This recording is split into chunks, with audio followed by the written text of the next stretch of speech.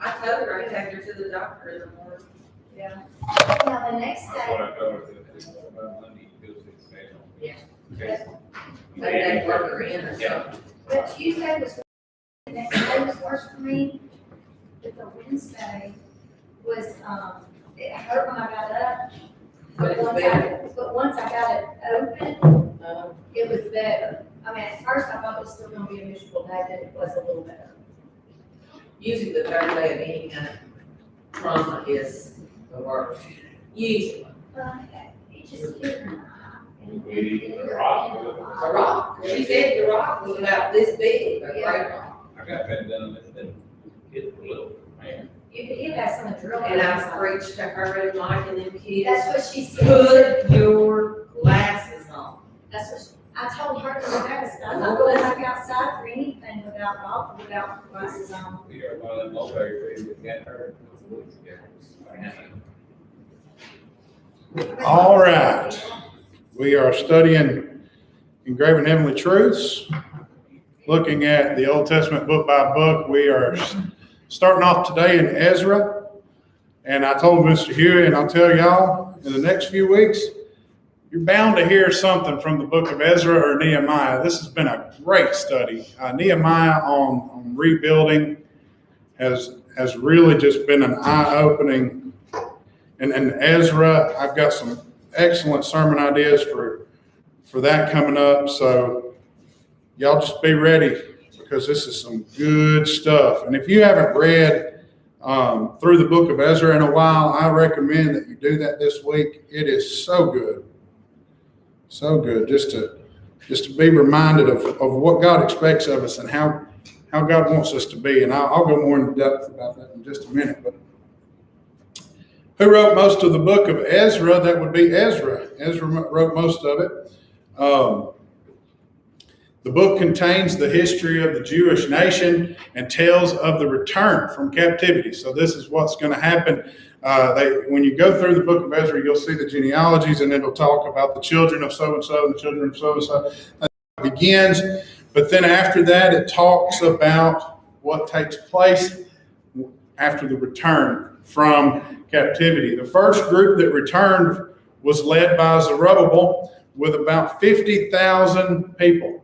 You can see that in chapter 2, verse 1. Now these are the children of the province that went up out of captivity, of those which had carried away from Nebuchadnezzar, the king of Babylon, had carried away unto Babylon, and came again unto Judah, every one unto his city.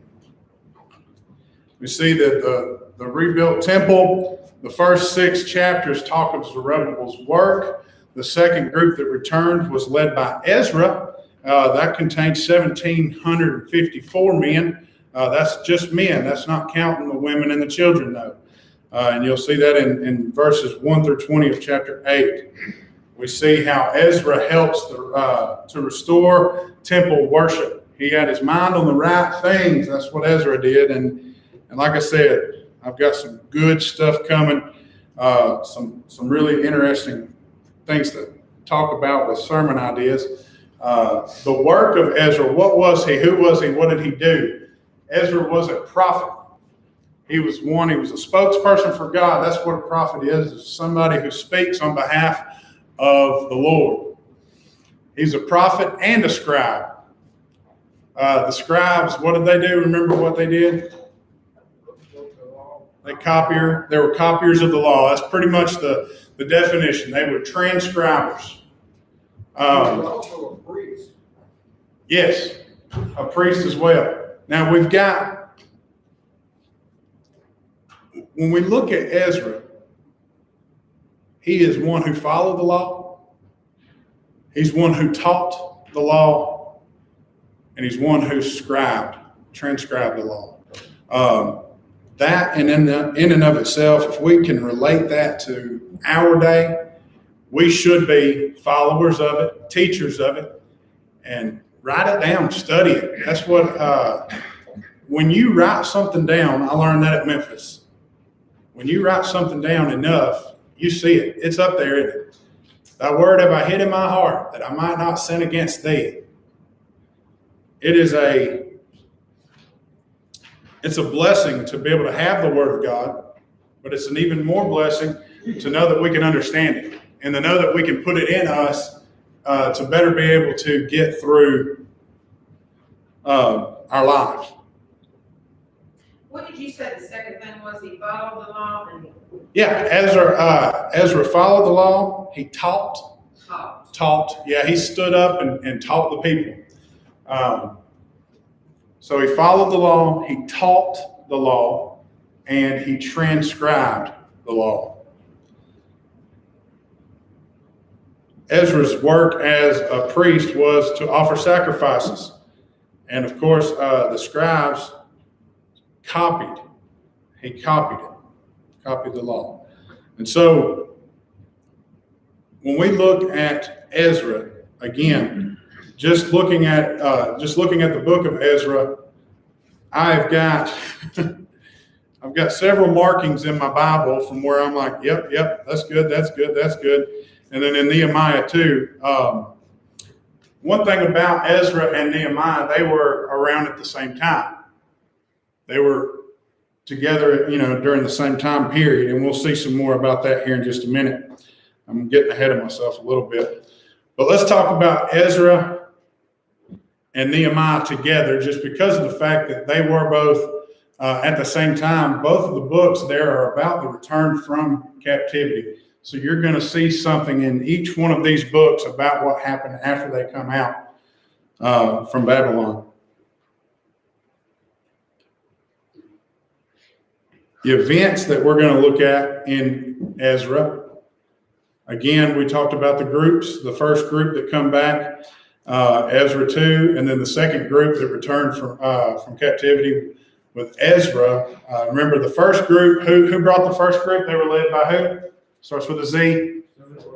Zerubbabel. Yep. And the second group, they returned. They were led by who? Ezra. Right. Ezra chapter 2, Ezra chapter 7. Look at Ezra chapter 7 for a second.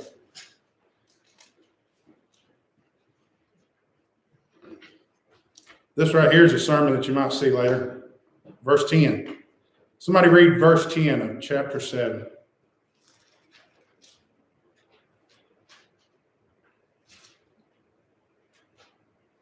For Ezra has set his heart to seek the law of Jehovah, to do it, and to teach in Israel's statutes and ordinances. Did I read the right verse? Yes, you did.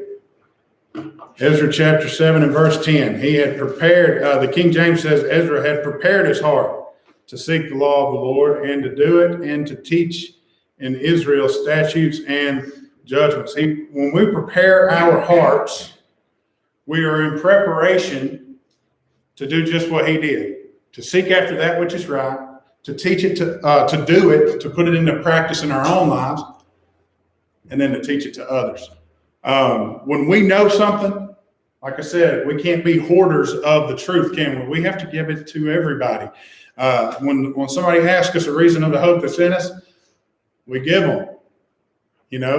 We give them that reason. We give them an answer, a right answer, because we've studied ourselves up and we've done what we need to do. And this is Ezra. He went, he devoted himself. He prepared his heart. When we prepare our heart, sometimes the things that he was about to do, he was seeking out the law of the Lord. So preparation of heart would mean that he was opening up his heart to be able to seek out truth, but then not only to seek it and to find it, but to do it, right?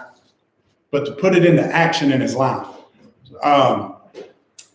So opening up his heart to be able to receive it, to be able to put it into action, and to be able to have the boldness to teach it to everybody else. Awesome sermon right there. Just in that one verse. Like I said, I couldn't go on without mentioning that verse. That verse is one, like I said, that I wrote down for a sermon idea later. And we go into the book of Nehemiah. Jonathan. Go ahead, I'm sorry. Before you leave here, I Okay. don't want to get ahead of you, but I think chapter 10 of Ezra it's just dynamic. that shows the way he was. In chapter 10, see, he starts off and said, Ezra prayed and made confession and weeping. And then there were those that stood up and said, let me find a spot here.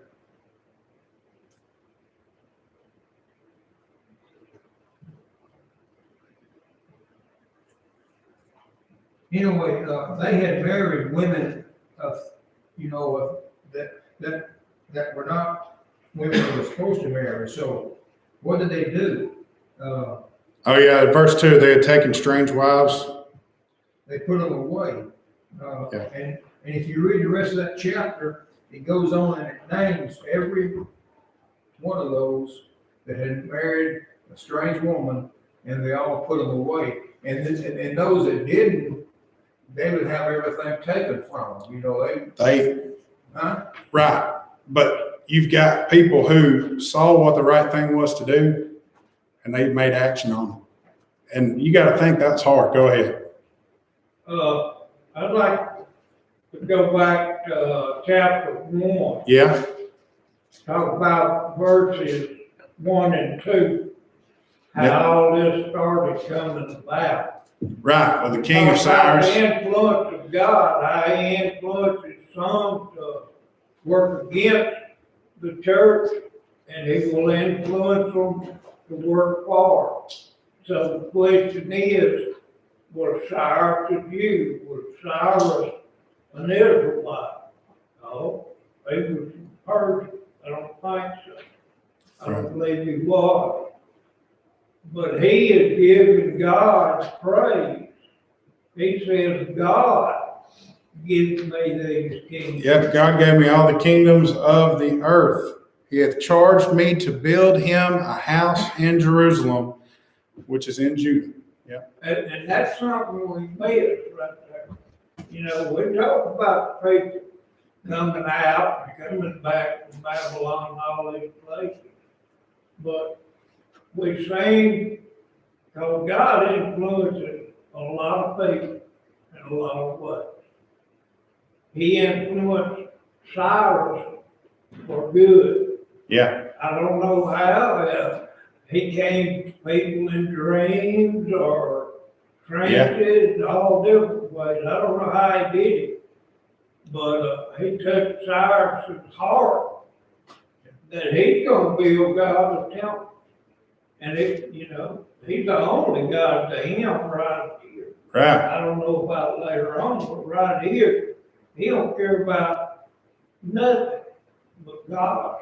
Yeah. Wanting to do the will of the Lord. Wanting to do God's will. Well, as we see in Ezra and Nehemiah both, the rulers had a significant part in them going back. See the same thing in Nehemiah, and even in the book of Ruth. Now, what's ironic about all of this is that was Persia. You know what Persia is today? Iran. Modern day. And Iran is total enemies with the Jewish people. But back then, Yeah. I mean, that's just kind of ironic, isn't it? It is.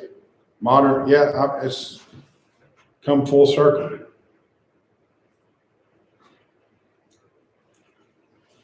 But You look at verse 3 too. You mentioned Ruth.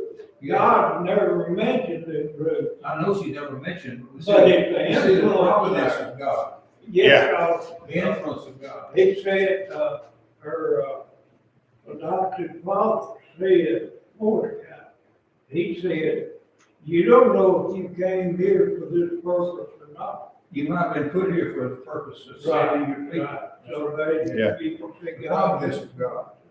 Yeah. That's somebody told me one time, they said the reason that Ruth was able to make it into the canon, the only reason that Ruth made it into the canon that we have today is because of the last few verses of the book where it talks about David and it connects David to the lineage. She somehow made it into that lineage, and because of her connection, remember her decision to be with Naomi is what allowed her book to stay with Naomi and to be devoted to her, and said, she said, your God will be my God, your people will be my people. She devoted herself solely to this woman. And we're going to talk about that a little bit in the sermon today, and just about Naomi's influence on Ruth and how much she clinged to her, is what the scripture said. Orpah left and went back to her other gods, but Ruth clung to Naomi and said, where you go, I'll go. Where you die, I'll die. Where you live, I'm going to live. Your people are going to be my people. Your God's going to be my God. And because of her devotion to Naomi, we read her story among I think you talked about Ruth. We were talking about Esther. Oh, I'm sorry. My bad. I was talking about Esther. What you talking about? Yeah, I thought somebody mentioned Ruth. I'm sorry. It's still a good one. but that, It is a good one, isn't it? It's good stuff, yeah. Regardless, it's great. Who wrote Nehemiah? Let's go on to Nehemiah. Nehemiah, yep. And the work of Nehemiah, what was his job? Let's look at Nehemiah chapter 1 just to find the answer to this question. Go over Nehemiah chapter 1, verse 11.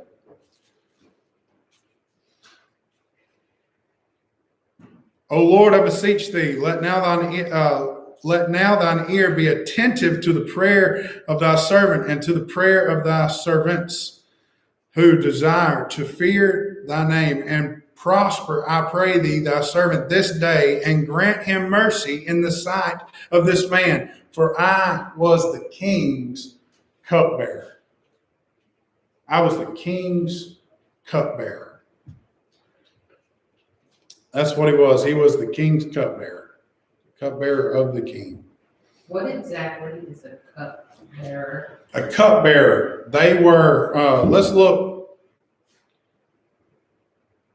He would taste the wine before the king would drink it to be sure it wasn't poison. Wow. one was job. Wow. It's a very dangerous job. When you look at, Cupbearer? yeah, because it could have been poison and he could die. Who was cast into prison? Joseph. Okay. That's back there in Genesis. Who was cast into prison with him? The cupbearer of the king?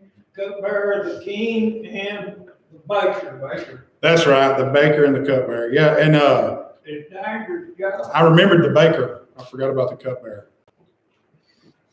But yeah, he had the responsibility. They would have people to taste their wine because folks hated them. If you were a king with royalty, you were hated. I just wonder how many cupbearers dropped dead. Yeah, I'm sure that there's a long list of cupbearers. And been very trustworthy too. You think about the wickedness today, it was the same back then. People were just as wicked. We just got better devices now, I guess. They still found a way to be wicked back then, just like they do today. I don't think that many people will say, oh, the world's more wicked now today than it was then. I don't believe that. I think that they were just, wickedness is wickedness, period. Evil is evil, and that's that. And it's always, that's right. And we're here, and they're going to find a way to be evil if they want to be evil. Folks are just going to be, they're going to find a way, period. No matter what era they're in. There's no more of it because of social media. Yeah. Yeah. And getting worse. Yeah, we know more of it. That's right. We're more aware You know more of the evil. story too. People show us their lives. They let us into their everyday lives, and we see more of what everybody's doing. That just proves we watch more television now than they did way back when. Yeah. Yeah. Yeah. Put out all the, everything, don't put out what they want you to see. Well, me and Heather made a decision, what was it, 7 years ago? We were only a year into our marriage, and we made a decision just to completely cut cable out of the whole scenario. And now we do still have what we watch movies. We've got Netflix, and we've got a few apps on our phone that let us watch what we want to watch. But we choose, and being able to have that choice I have guarded myself, and Heather has guarded herself, and we have guarded our children from so much garbage. Now, our boys will hear somebody call somebody else stupid, and they'll say, "Ooh, he said a bad word." And I know that that's sheltered, but thank God. Thank God that they think that that's a bad word and that's not appropriate, because there's so many kids today, they come home every day telling me a new cuss word that somebody taught them on the bus. Is this a cuss word, Daddy? Yeah. Can't say that. Can't say it. Evil is present in this world, and it's our job as Christians to guard ourselves from it and to do the right thing. Which reminds me of Nehemiah. Let's go on. Let's get back on track there. I chase rabbits too much. Nehemiah's return to Jerusalem. See that in Nehemiah chapter 2. In verse 1, it came to pass in the month of Nisan, in the 12th year of Artaxerxes the king, that wine was before him, and I took up the wine and gave it unto the king. Now I had not been before time sad in his presence.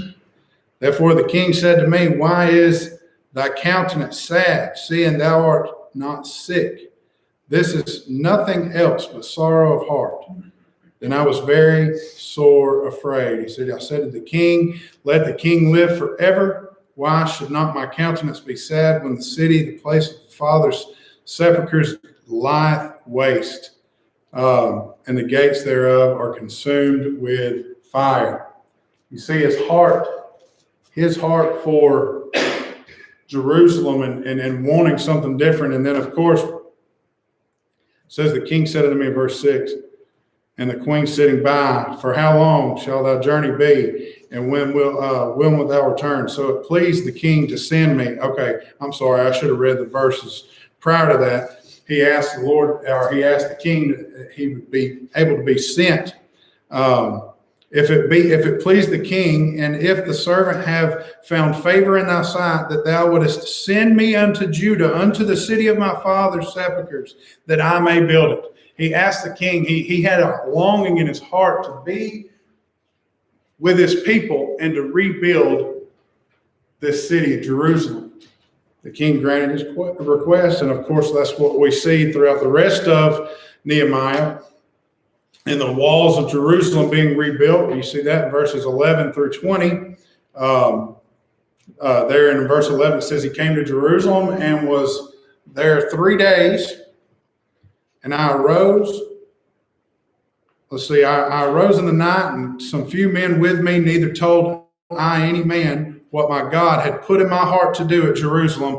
Neither was there any beast with me, save the beast that I rode upon. And I went out by night by the gate of the valley, even before the dragon well, and to the dung court, and viewed the walls of Jerusalem, which were broken down, and the gates thereof were consumed with fire. So Nehemiah, as he gets to Jerusalem, he goes and he goes out and he looks at what he's got going on. He observed an idea, so I don't want to jump too far into it. But what the first thing he did is he observed the destruction. He looked at the things that were wrong. If we're ever going to build ourselves up into even a Great North Arkansas Street, we've got to look and see, okay, where are the areas that are needed? We need to take action in those areas first. But the first thing is observe. Observe the problems, observe the issues. What is it that's keeping us from where we want to be? And then take action. And that's what Nehemiah does throughout the book. Wonderful. Like I said, wonderful, wonderful book. So many truths that are found there. Let's talk about it. A little bit more about Nehemiah. He lived at the same time of Ezra. If you look over in chapter 8, verse 9, it says Nehemiah, which is the Tirshatha. That's the best I can do right there. And Ezra, the priest, the scribe, and the Levites that taught the people. So you see him mentioned along with Ezra. He was a man of prayer. Over and over throughout the book of Nehemiah, you see him going to God. In the first chapter, verse 4, second chapter, verse 4, fourth chapter, verse 4, fourth chapter, verse 9, and the sixth chapter, verse 9d. That's not right. Is that right? I think I put that.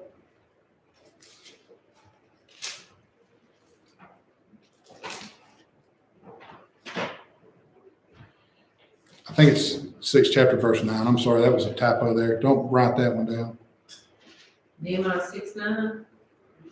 Yeah, for they made us afraid, saying their hands shall be weakened from the work that it be not done. Now therefore, oh God, strengthen my hands. Yeah, he goes to God in prayer, asking God for strength. So yeah, sorry about 90. Don't write that down. There ain't no 90 in that chapter. We will pick up here. We'll pick up here in just on Wednesday. I don't want to go too much further. I've got about, if I stop out here, I've got about enough area to be able to discuss this for the remainder of the class on Wednesday night. So I appreciate y'all's attention and your preparation, and I'll give this time back to you for the next few minutes. When Wayne comes back in here, he's going to take a record of the daily Bible readers.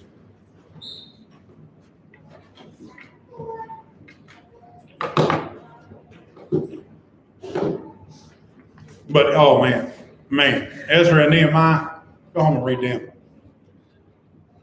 Just scan through them. You're going to find something. Even if you don't read every word, you're going to find something. I suggest you read every word, though. It's good stuff. Man.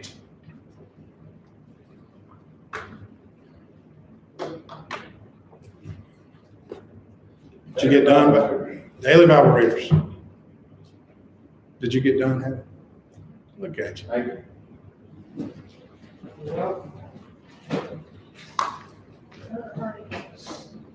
Will you hit end right there?